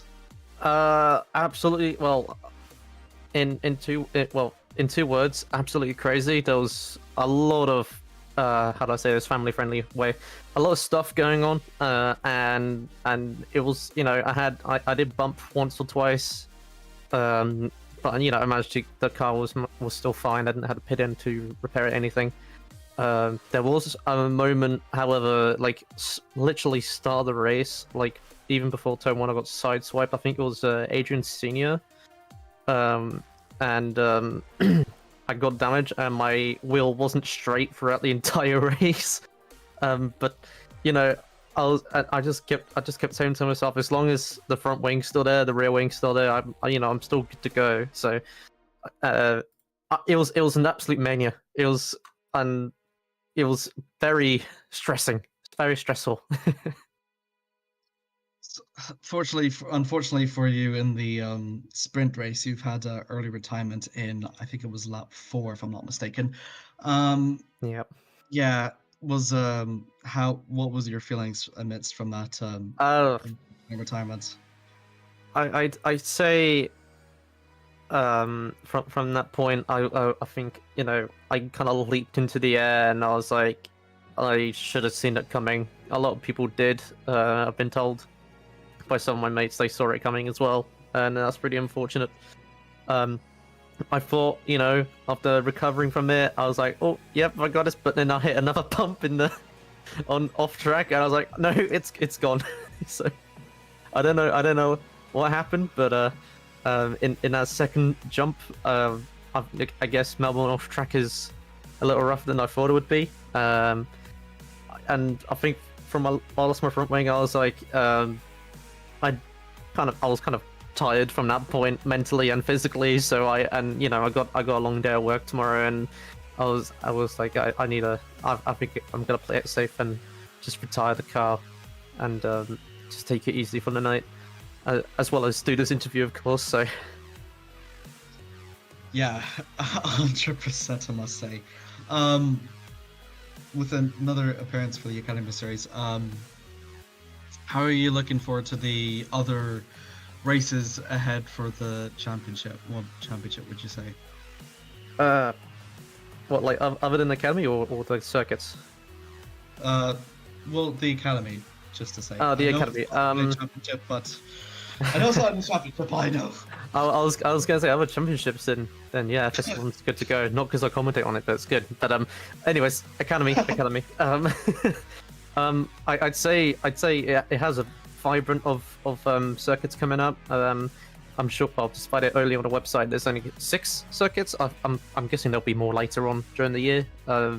Which I'm hoping to. I don't want to just stick around doing R&D in Superlights, but I do hope to do more racing in the Academy. I do enjoy it. It keeps me on the wheel. It keeps me practice and hyped up for another league, which I shall not name. And I can't wait for Turkey in 2 weeks' time. It's going to be a lot of fun.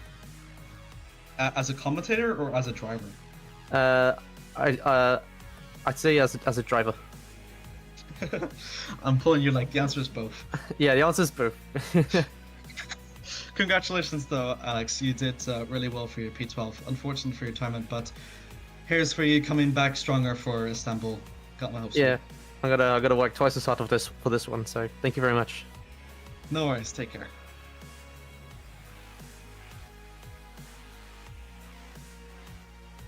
So, Go on.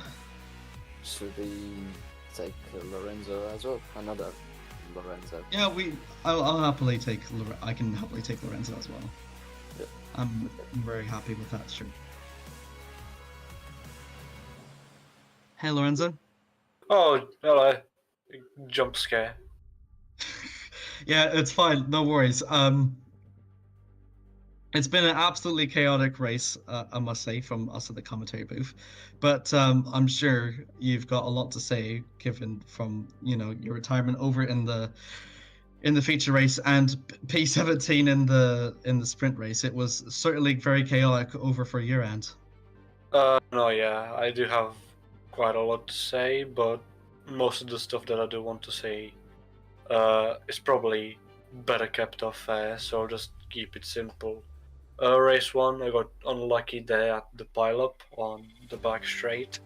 I slowed down for the crash in front of me, but the person behind me didn't see it in time, and I just got rear-ended. And then when I went into the pit lane, someone was already apparently was sharing a pit box with Adrian Senior, so while he was in the pit box, just had to wait, and he had about 155 seconds of damage, so by the time it was my turn in the pit box, my engine had already overheated and killed itself. So not very fun race 1. And then race 2 was marginally better, I guess. I mean, the start was definitely better. And then I had a bit of a scuffle with Alfie Denley through the double right in sector 3, where I did go a bit wide there on the curb, but he didn't really, I guess, anticipate that. So he just, while trying to avoid me, pushed me off into the wall. So I had damage. I tried to carry on, but in the end I spun because of the damage and had to pit. And then after that, it was not really because of the damage, but more so because of the car. I don't know if it was down to the setup or down to the car itself, but it just didn't feel good. It did not feel right at all to drive it. The back end was very easy to unsettle in some of the middle to high speed corners. Well, I say middle to high speed corners, mostly in places like turn 6 and the left right chicane.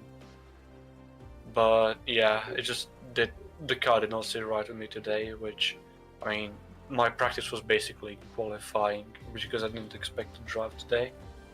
But yeah, I mean, with how little I practiced, having completed a race at all was fairly decent, I guess. But I guess it could have been better if I did practice more. I mean, the fact that you didn't practice at all, and the fact that you were, you know, let's say like had a bit of rust on you, but the fact that you've done on the grid and you did pretty good on the sprint race, I must say, is honestly quite respectable. You mentioned before about how these academy cars have been a bit slidey and a bit hard to control in the medium and high speed corners. The next track that we're going to be heading over 2 weeks time for Istanbul. I'm curious on your personal opinions for how the academy cars will handle for Istanbul, and your own personal opinions on the track. I mean, Istanbul as a track is a track I do quite like. There's a couple of good overtaking options. You have turn 1, I guess, in some of the cars with more power in this league, for example, for Formula Sprint 1. Turn 1 would not really be a good overtaking option, but I feel like turns 1 through 3 would be interesting to see, because I know if you go for a move in turn 1, you could get switcheroo into turn 3. The turn 9 is also a fairly good overtaking option, and turn 11 after all? No, turn 12 is after the long back straight, is it? If you count the kink as a corner, I don't know, I forgot. But either way, there's a couple of good overtaking options. Just, I don't know, if it will depend really if the car sees any further updates. I'm currently reading the league server mod feedback channel. It doesn't seem like I'm the only one who's displeased with how the car is. So hopefully the car does see some change, of course. But yeah, I don't know how, if it does remain unchanged, how it will fare on Istanbul. But I do hope that, I probably won't be driving, but I do hope that the people who do drive don't have their hands full of the car how it is now, and that they do manage to do well with the car and with their results, of course. Yeah, let's hope that one of the management higher guys can see the feedback, so the car can get some changes for the better, so we can get more people in the league and get Academy Series alive again. Yeah, the Academy Series, I mean, it's basically the doorstep to GPVWC. I mean, we can see so many promising people who came through Academy. Even last season, I think we had many good drivers who are now in Formula Sprint 1 and Formula Sprint 2. We had Damir Kuratko, Ben Skinner, FaZe Youngstra, Alexander Gonzalez Green. They all came through Academy last season, having done 2 rounds, 3 rounds, and I think if you ask any of them, if you got them to drive last season's Academy car and this season's, that they would probably say that last season's Academy car was much more, well, approachable for drivers entering R-Factor 2 in general and GPVWC. So yeah, I can't say I'm happy with the car, but I am happy with how many people are still entering GPVWC. I have been inviting myself some people into joining. Some of them were on the grid today as well. David Granville, Lorenzo Turi, Giovanni Santoro, all people that I managed to convince to give GPVWC a go, and they've all been here, Ollie Mobs as well. They've all done varying degrees of success in Academy so far, but they've only just started doing Academy. And I think that all 4 of them and everyone else on the Academy grid is showing degrees of potential to go further on, some more so than others, admittedly.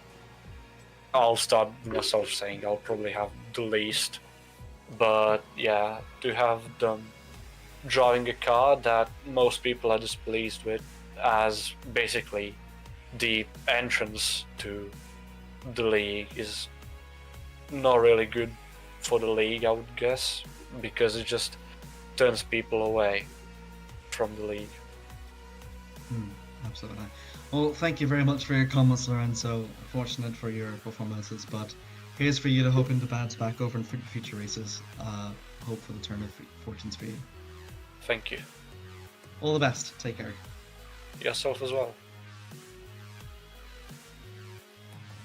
That concludes for the interviews for the Academy Series in Melbourne for round 3. As I mentioned before, what's already been said, incredible, absolutely incredible, probably one of the best races I've commentated in my career. But action for Albert Park still continues over for tomorrow as it slowly plays host to the first round for the Super Lights for the Australian Grand Prix for round 1 over at the 11th of March at 7:10 GMT when the stream starts, and then over on Thursday it is going to be the 26th Super League season, and that will also start with the Australian Grand Prix also for round 1 at 13th of March. Starts at 7:10 GMT.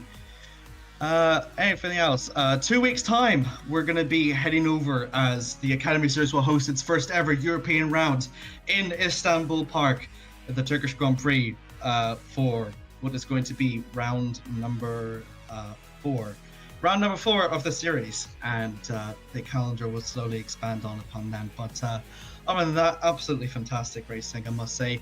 We hope for you to stick by for the remaining races here in Albert Park, and from here in the commentary booth for the Academy Series, we will see you in 2 weeks' time in Istanbul. And I'll see you again in 4 weeks.